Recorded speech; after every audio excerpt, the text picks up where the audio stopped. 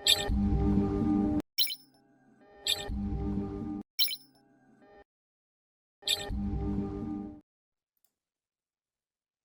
сайн залуусаа юу яцгаана бүгдээрэнд нь. Өдрийн мэнд хүргэе. Өнөөдөр бол 4-ний өдөр болж байна. 2 дахь өдөр. За тэгээ сар шиндээ сайхан шилжсэн мэт. Окей. За тэгээд одоо хэдүүлээ яг сүүлд бол группээр за биш тэ нэг анализ биш. Юу оруулсан санагдаж байна. Симуляшн оруулсан санагдаж байна. 2 сарын 27-нд оруулсан юм байна. Энэ маань бол 4 дахь өдөр нь байсан байна. 30 хоногийн маань. За 27-оос хойш бол мэдээж 5 хоног өнгөрсөн баха. Би тэгж тоосоод байна. 28 хоногтой байсан гэхээр тийм 5 хоног өнгөрсөн. За энэ 5 хоног өнгөрөөгөөд өнөөдөр бол 9 дэх өдөр нь болж байна. Тэгээ ер нь бол яг дундуур нөгөө нэг ингээд баян над тохиолдсон учраас юм зүйл боллоо. За тэгээ бүгдээ өнөөдөр USD-тэй танилцсан. За USD-тэй танилцахаас гадна бас хүмүүсийн хөсөлтөөр ерөн дээрээс нь бас яг тодорхой хэмжээнд арилж байгаа жоохон хурдлуулах үүднээс нөгөө дансаа хурдан шатаагаад эсвэл бол хурдан тэнцвүүлээд ингээд нэг сарын хугацаанд амжих үүднээс би бол яг USD-ний дангаар нь арилсан ч болно л доо. Гэхдээ ерөнхийдөө зүгээр USD-yen дээр нэмээд хүмүүсийн хамгийн их сонирхдаг үйл магадгүй евро USD болон Nasdaq 100 гэсэн зүйлсийг бол нэмсэн байгаа. Тэгээд Nasdaq 100 бол индекс байгаа. За евро USD, USD-yen хоёр бол fair байгаа тийм ээ. Окей. За USD-yen дээр юу болсон бэ? За USD-yen дээр ийм болсон. USD-yen дээр би ахаад нэг арилжаа нээсэн. Ахаад нэг арилжаа нээгээд энэ маань бол миний хоёр дахь арилжаа болж гэж байгаа. За эхний арилжааг бол та нар хэрвээ санаж байгаа бол энэ дээр би нээгээд алдсан байгаа. Хоёр дахь арилжаа энэ дээр нээгдсэн. Хоёр дахь арилжаа энэ дээр нээгдээд нэлээд өөрхөн баян волюмтэй явж байгаа. Бас алдсан. Тэгээ энд бол энэ яг хөө эсэлийг зөөцсөн байсан тул да бага алдагдлал хүлээсэн.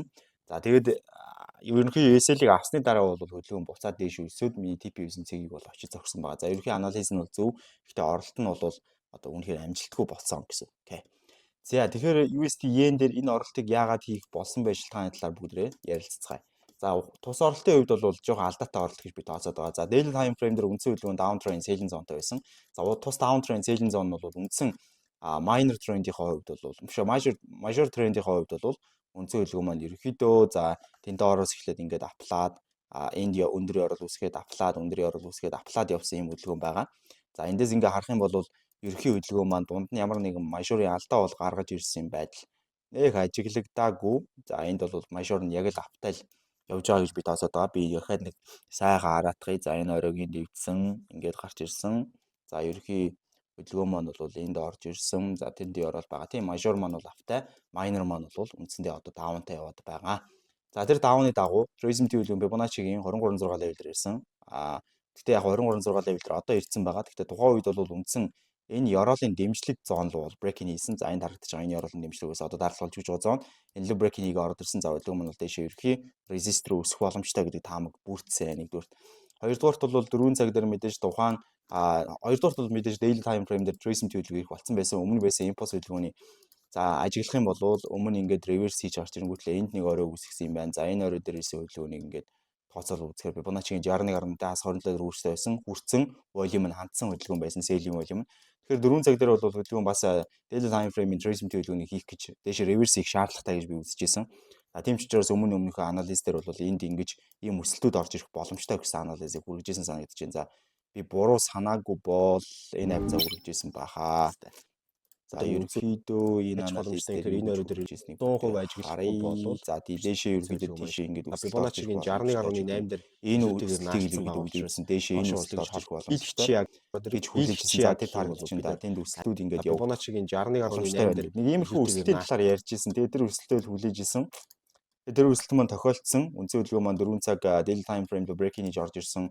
4 цагийн Trace-ийн хөдөлгөөн явж орж ирсэн reverse хийх боломжтой. Daily time frame бас Trace-ийн хөдөлгөөний авчирсан. За ингээд daily руу break-ийн хийлээ. 30 минутын ёроолын candle 21:30-д буюу Нью-Йорк дээр үүслээ.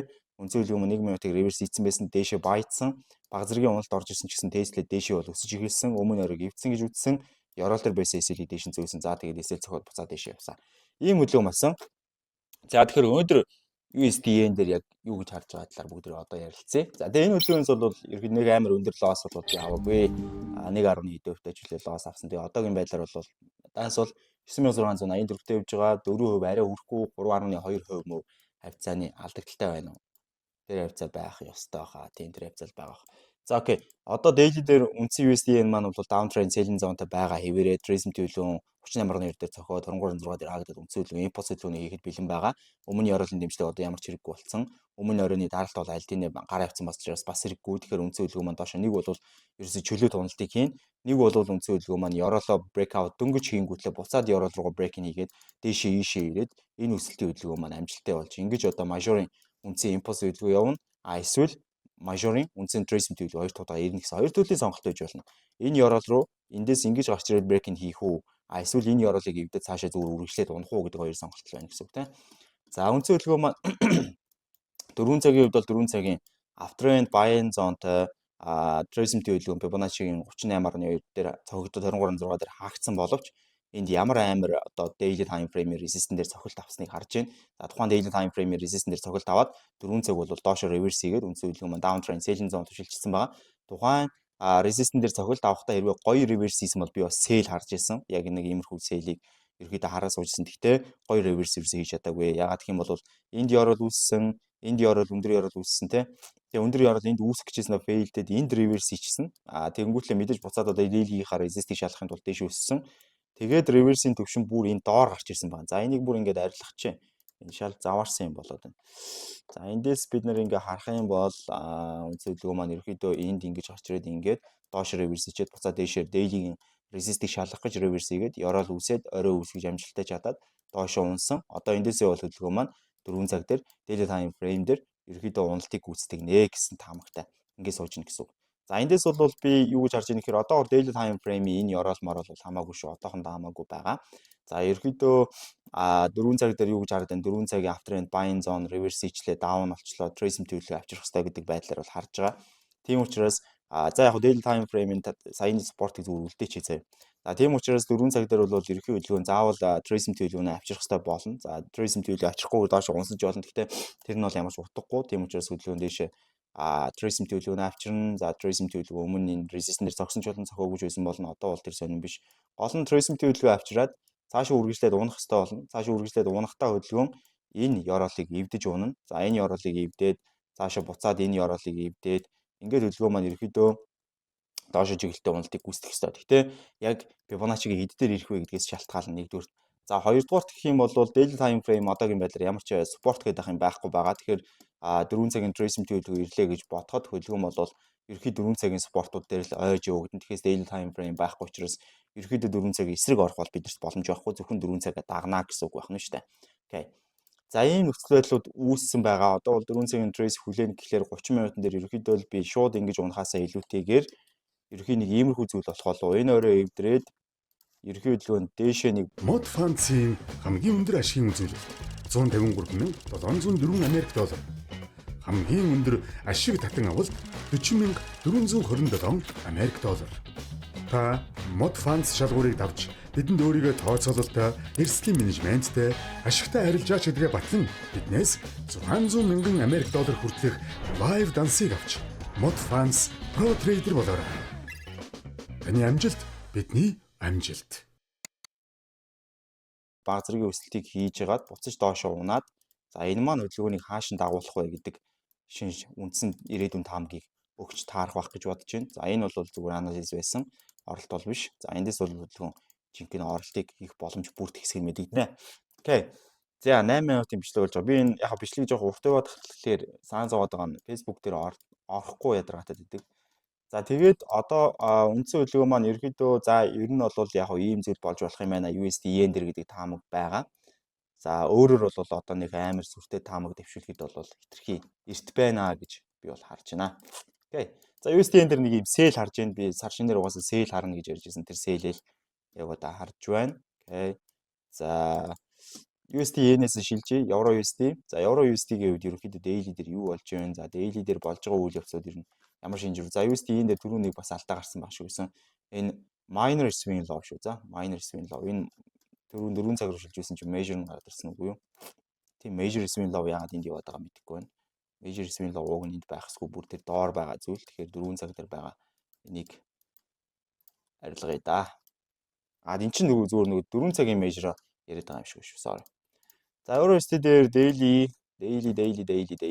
За daily дээр евро USD бол ерөнхий За мажорын хувьд бол ерөнхийдөө бол даун гэж яваад байгаа. За энд автаа явж исэн мажортай байсан хөдөлгөөн маань энд реверс хийгээд ёроолыг эвдэж даунтай болоод үндсэн хөдөлгөөн маань ерөнхийдөө даун тренд селин зон руу шилжээд яг энд нэг реверс хийсэн байж магадгүй юм заяа. Энд реверс хийгээд доошо даун болчоод буцаад энэ дээшээ ингэж реверс хийгээд ап болоод апалцсан байсан хөдөлгөөн буцаад энд ёроолыг эвдэж даун болоод үндсэндээ энд мажорын одоо үндсэн трейсментийн орой ирээд импульс ийшээ яваад ёроол үсгээд мажорын орой нь одоо энд ирж байгаа байдалтай. Тэгээ яг энэ зүгээр би тренд лайн ашиглаж байгаа шалтгаан нь ерөөхдөө зүгээр мажоруудын оройг холбож тавьсан тренд лайн байгааг ажиглаарай. Тэгэхээс биш нэг сүртэй тренд лайн бол биш байгаа. Окей.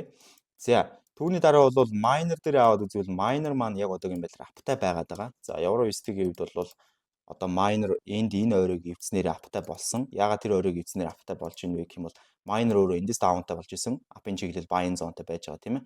За апын чиглэл buying zone ер нь бол нэлээд олон удаа down trend, up trend гэж явж байгаад апын чиглэл buying zone руу энд эргээд ерөнхий апын чиглэл buying zone маань ингэж явж байгаа down чиглэл selling zone руу эргээд энэ маань энд нэг хагас дутуу ап руу бас ирэх гэж үзсэн. За ап руу эргээд буцаа down эргээ те. Тэгээ down эргэчээд үндсэн хөдөлгөөн маань энд орой үсгээд энийг аплаад одоо ингээ ап болцсон байдалтай байж байгаа. Гэтэ апын хөдөлгөөн маань тийм амжилттай бол биш байгаа. Угаасаа мажор нь өөрөө даунтай, нэгдүгээр, хоёрдугаарт нь мажорын импульс бол явж байгаа. Гуравдугаарт нь альдын орой үүссэн байгаа гэдэг шалтгаануудаас болоод ч тэр евро USD-ийн хувьд бол ингээд өсөх магадлал том багтай хөдөлгөөн болоод ирж байгаа. Окей. За тэгээд реверс хийсэн трейсмент хөдөлгөөн Fibonacci-гийн 78.6 дээр ирсэн өмнө орой хүртэл явах боломжтой. Одоогийн байдлаар өмнө орой дээр хүрсэн үг хүрээгүй. Энэ хүрэлтээ гүйц цаг шаардлагатай болно. Хэрвээ дэлбэрэлт хийгээд бүр ингээд дэлбэрч гарч ирээд ингэж одоо юу гэдэг нь дээшээ шинэ трейсментийн хөдөлгөөн daily time frame дээр хийж чадсан тохиолдолд өсөлтийн горимлог бол шилжиж болно те. За одоо энэ оройг ингэж эвдэнгүүтлийг энти юм өсөл гарч ирээд трейсмент нь амжилттай болж энэ төр болох юм бол мэдээж өсөлт нь амжилттай болоод daily-гийнхаа үндсэн мажорын resist-ийг шалгах боломжтой болно. Тэгэхгүй тохиолдолд бол мэдээж доошоо ёроолоор реверс хийгээл ерөнхий хөдөлгөөн нь ерөөд унах боломжтой. За энэ орой дээр хөрөнгөтлөө баг зэрэг гарч ирснээр доошоо буцаж уналтыг хийгээл тэгээд доошоо ёроолоо эвдэл цаашаа унах боломжтой. Энэ уналтыг бол би маш их дэмжиж байгаа. Энэ уналт бол явагдах боломжтой. Тэгээд ерөнхийдөө хөдөлгөөн доошоо бол ингэж унж орж ирэх бүрэн боломжтой байгаа. За тэгээд евро USD-ийн хувьд бол бид нэр үндсэн мэдээнээс харах юм бол мэдээж жоохон муу мэдээнүүд их байгаа. Ерөнхийдөө Европын хувьд бол дайныг дэмжиж байгаа, Америкийн хувьд бол дайныг эсэргүүцэж байгаа гэд бодглохлоор тэгэл ойлгомжтой байх. Евро USD-ийн хувьд бол уналт илүүтэйгээр давмгаалж магадгүй гэж миний хувьд харж байгаа. Зөв энэ бол өнгөц бодол шүү. Окей, нэг хамиргүй юм байхгүй. За тэгээд одоо үндсэн хөдөлгөөн маань энэ оройг бол альдинэ дэшээ эвдсэн, буцаад брейкинг хийсэн байгаа. За окей, энэ бол асуудал биш. Брейкинг хийхээс илүүтэйгээр ерөөхдөө фейк аут байгаад байгаа. Тэгэхээр энд гарч ирээд дахиад фейк аут хийх юм уу эсвэл брейкинг хийсэн тохиолдолд ерөнхий хөдөлгөөн маань ёроол руу яваад ёроолоо эвдээд доош унах магадлал нь илүү өндрөөлөх гэсэн үг. 4 цагийн хувьд бол хөдөлгөөн 4 цагийн яг одоогийн байдлаар бол дээшээ reverse-тэй аптай buyтай хөдөлгөөн байж байгаа. Down sell руу эргээд буцаад up buy руу эргээд үндсэн хөдөлгөөн маань яг одоогийн байдлаар 4 цаг дээр upin trend buying zone-тай байгаа. За ерөнхий upin trend buying zone маань явсараа байгаад хүрэх ёстой орой дээр хүрсний дараа бид нар шийдвэрийг гаргах ёстой болно. За ерөнхий эндээс одоо бол 4 цагийн нэг tracing төлөв ирж магадгүй daily time frame resist байгаа учраас тэгээ үндсэн хөдөлгөөн маань энэ daily-гийнхаа оройг шалгана. Гэхдээ энэ хөдөлгөөн бол маш цааван болно гэдэгт би итгэлтэй байна. Тийм учраас энд бол баядах гэж оролцсон хэрэггүй. Харин эндээс ингээд буцаад down sell орж ирэх юм бол ийш нь би sell хийсэн сонирхолтой байгаа. Тэгэхээр нэг жоохон хүлээлт бол их ер нь бол жоохон хугацаа шаардах байх гэж бодоод байна. За Nasdaq бол хамаагүй илүү байгаад байгаа. Би Nasdaq дээр бол нэг арилжаа харцсан байсан. Харамсалтай нь бол зоолголт хийж явж байгаад орч чадаагүй. За тэгээ Nasdaq-ийн хувьд бол ерөнхий daily бол мажорын хувьд upin trend buying zone-тай байгаад байгааг ажиглаж болно. За мажор бол энд reverse хийж upin trend buying zone руу шилжээд үндсэн uptrend buying zone одоо яг барьж байгаа нөхцөл байдалтай байгаа. За бариад trace авчираад impulse яваад одоо trace авчирж байгаа юм байна шүү дээ. Miner-ийн хувьд бол downtrend selling zone руу дөнгөж сая шилжсэн. Хэсэгтээ бол miner-а дагаж унах бүрэн боломжтой гэдэг таамаг бол байгаа. Эсвэл үндсэн хөдөлгөөн маань шууд одоо мажорын swing хаяа ахиж очиж шалгах боломжтой тий. Гэхдээ miner-о яваагүй гэж одоо тэгхэн зөв юм уу юм уу. За тэгээд ямар ч байсан miner low-ыг бол эвдсэн байгаад байгаа.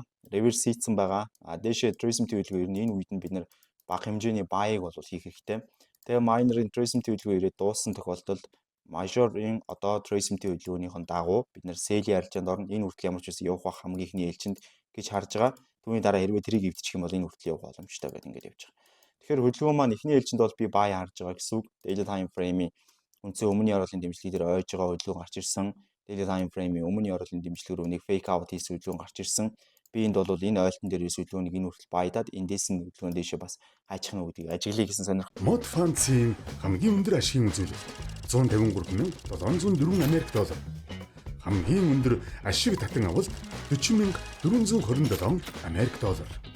Та мод фандс шалгуурыг давж бидэнд өөрийгөө тооцоололтой эрсдлийн менежменттэй ашигтай арилжаач гэдгээ батлан биднээс 600,000 Америк доллар хүртэлх лайв дансыг авч мод фандс про трейдер болоорой. Таны амжилт бидний амжилт.